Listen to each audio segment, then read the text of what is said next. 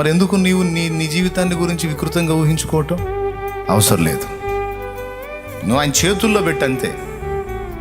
మనుషుల మాటలు ఎన్ని పాడైపోయి ఉండొచ్చు, మనుషులు పనిగట్టుకొని నీ జీవితం నాశనం చేసి ఉండొచ్చు, లేదా సాతాను నిన్ను మోసపుచ్చి నీ బతుకు నువ్వే చేతులారా పాడు చేసుకునేటట్టు నిన్ను గలిబిలి చేసి ఉండొచ్చు.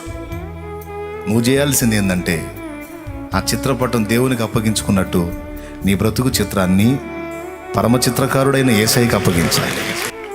అప్పుడు మొత్తం మార్చి పడేసి శూన్యులాగా గందరగోళం అయిపోయిన నీ జీవితం నుంచి ఒక సుందరమైన ఆకృతిని ఆయన తీస్తాడు బయటికి.